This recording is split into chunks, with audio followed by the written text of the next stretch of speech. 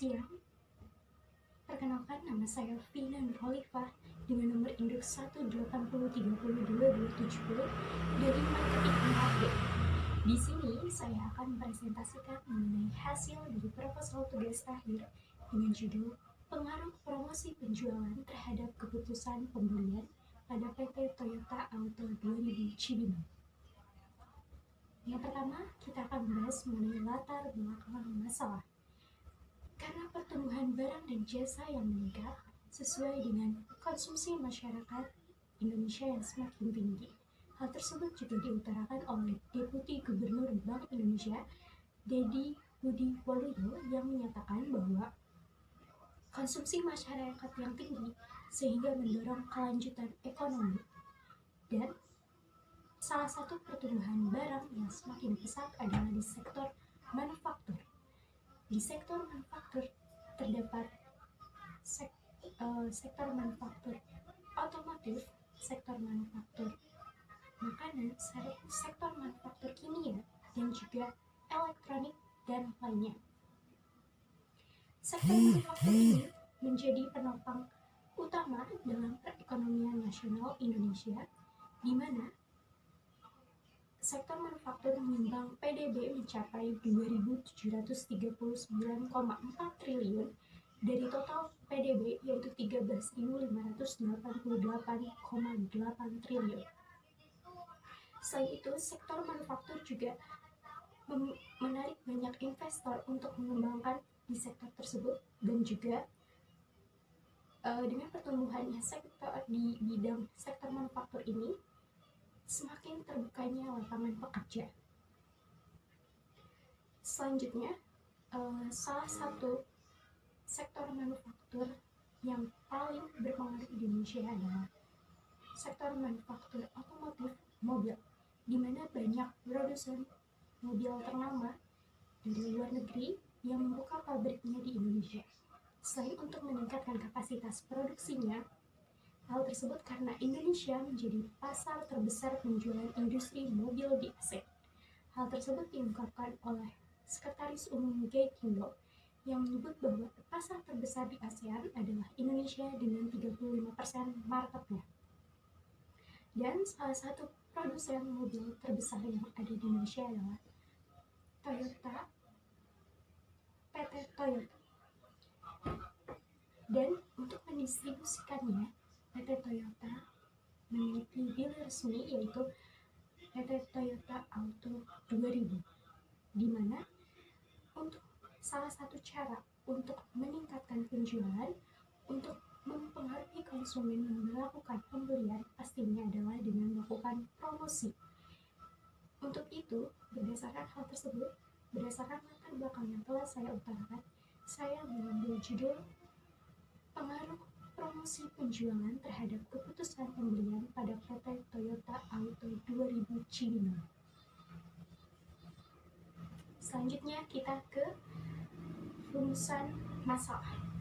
Rumusan masalah yang saya utarakan di sini pertama adalah bagaimana promosi penjualan pada PT Toyota Auto 2000 Cibinong. Yang kedua, bagaimana keputusan pembelian pada PT Toyota Auto 2000 Cibinong. Yang ketiga adalah bagaimana pengaruh promosi penjualan terhadap keputusan pembelian pada PT Toyota Auto 2000 Cibinong. Yang selanjutnya kita ke batasan masalah. Saya membatasi permasalahan di sini hanya pada promosi penjualan yang dilakukan PT Toyota Auto 2000 Cibinong dari bulan April sampai dengan Juli 2020. Dengan tujuannya yang pertama itu mengetahui promosi penjualan pada PT Toyota 2000 Cibinong. Yang kedua, mengetahui keputusan pembelian konsumen pada PT Toyota Auto 2000 Cibinong. Yang ketiga adalah untuk mengetahui pengaruh promosi penjualan terhadap keputusan pembelian pada PT Toyota Auto 2000 Cibinong. Selanjutnya kita ke manfaat. Ada 3 manfaat. Yang pertama untuk perusahaan, akademik, dan penulis. Untuk perusahaan, ini dapat digunakan sebagai bahan masukan untuk mengambil keputusan untuk jangka panjang maupun pendek, khususnya dalam promosi. Untuk akademik sebagai kontribusi dalam bidang manajemen pemasaran. dan khususnya yaitu promosi pada suatu produk. Selanjutnya bagi penulis sebagai pengaplikasian dari teori serta pengetahuan yang telah didapat untuk dimasukkan ke dalam masalah yang sebenarnya terjadi.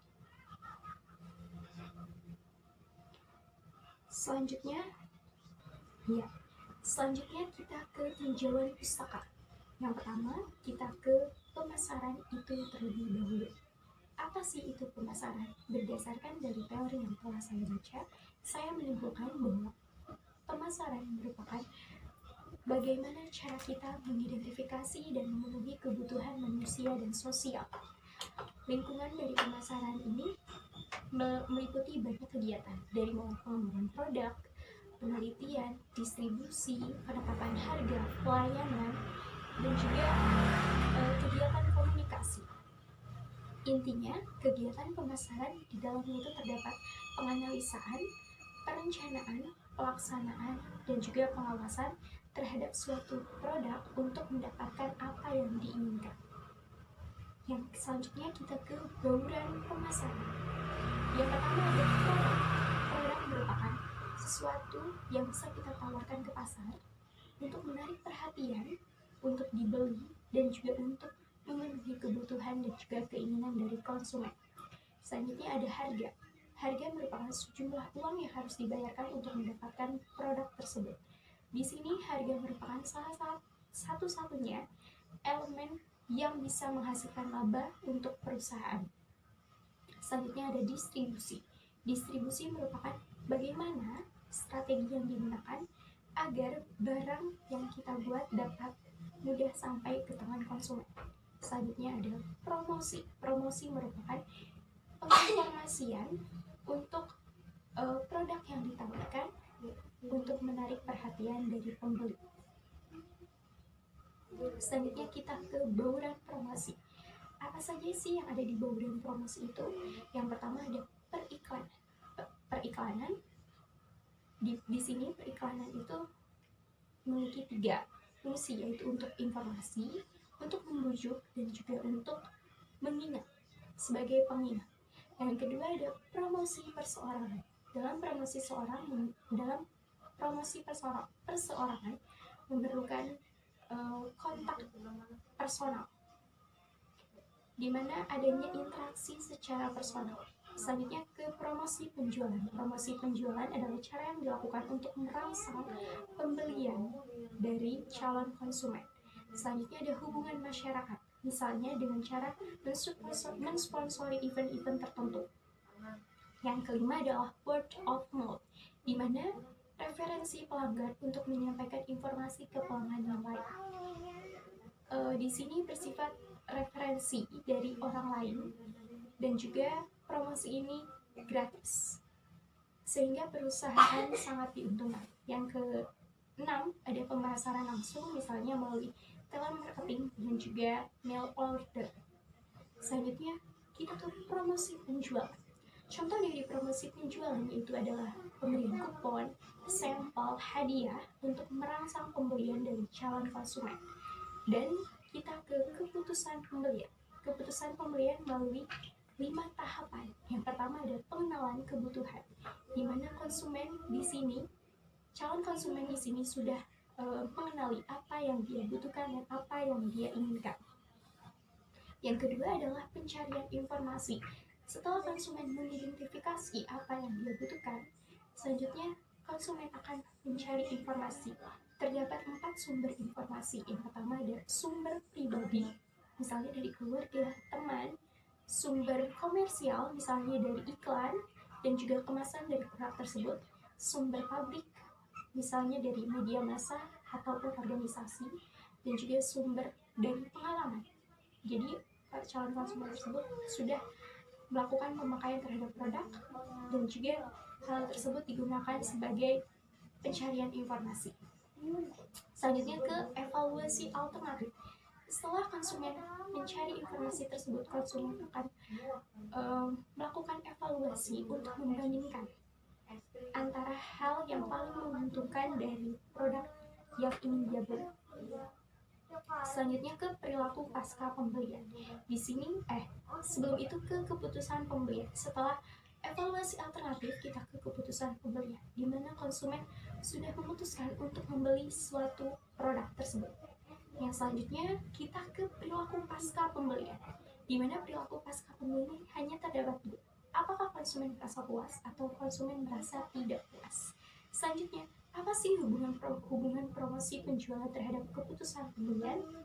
Dengan adanya alat promosi penjualan, biasanya persepsi konsumen akan beda-beda terhadap promosi tersebut. Sehingga alat promosi ini berpengaruh terhadap keputusan konsumen untuk membeli suatu produk ataupun tidak.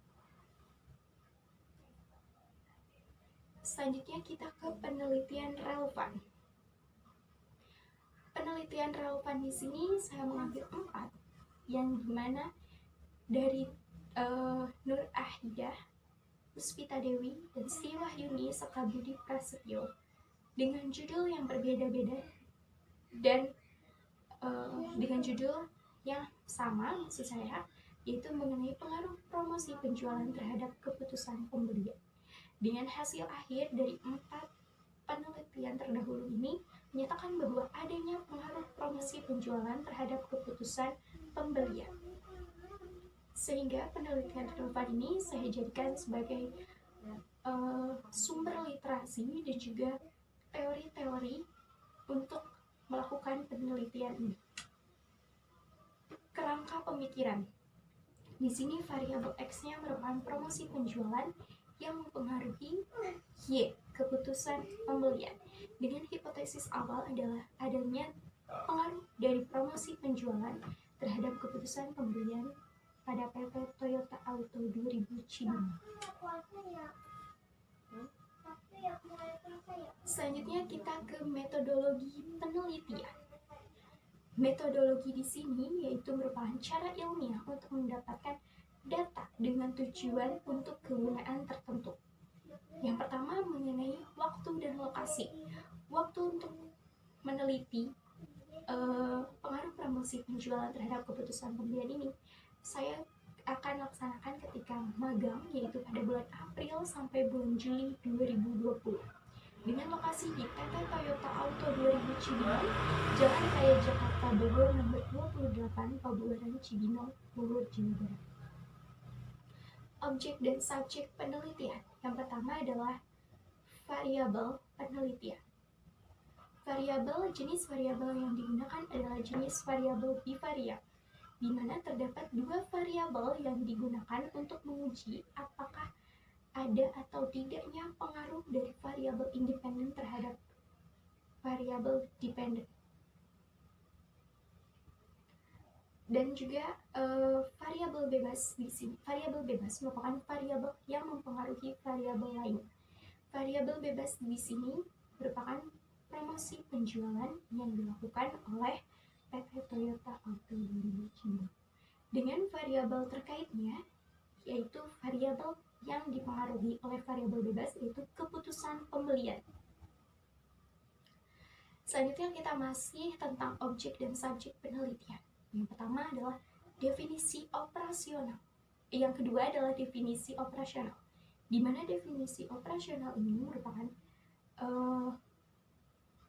pengertian variabel yang diungkap ke dalam definisi secara konsep. Yang pertama kita kan ada promosi penjualan. Promosi penjualan ini dengan indikator, kupon dan potongan, kontes dan undian, contoh sampel dan demonstrasi, bonus, promosi berkesinambungan, promosi event spesial. Dan keputusan pembeliannya itu indikatornya adalah pengenalan masalah, pencarian informasi, evaluasi alternatif, keputusan pembelian, dan perilaku pasca pembeli, di mana kedua ini akan diukur dengan menggunakan skala ordinal. Selanjutnya adalah populasi dan sampel. Populasi merupakan sekumpulan objek yang akan diteliti. Pada penelitian ini, populasi yang diambil adalah konsumen yang melakukan transaksi dari bulan April sampai dengan Juni 2020. Dan sampel merupakan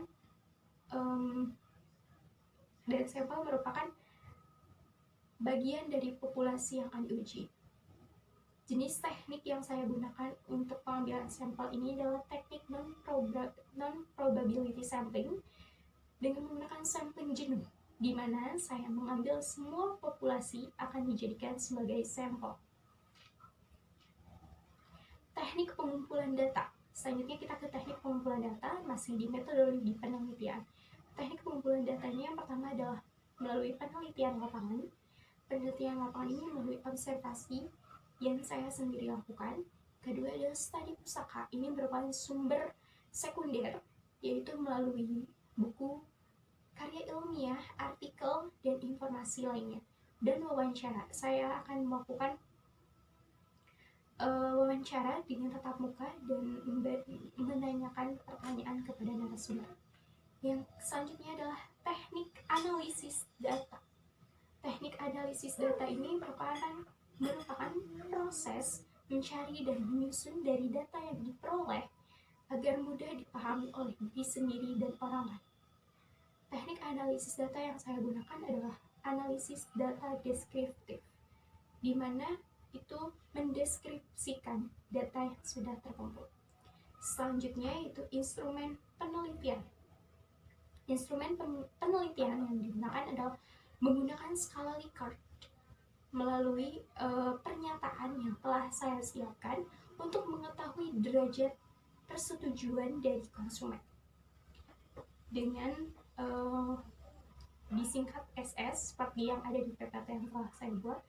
SS dengan skala nilai 1 yaitu untuk sangat setuju, S dengan skala 2 untuk setuju, CS 3 untuk cukup setuju, TS 4 tidak setuju, dan STS sangat tidak setuju yaitu 5.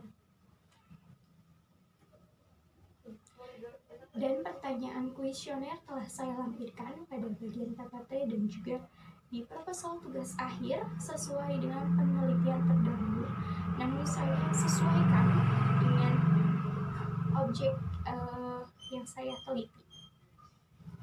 Terdapat 13 pernyataan untuk di promosi penjualan dan ada 10 pernyataan di keputusan pembelian.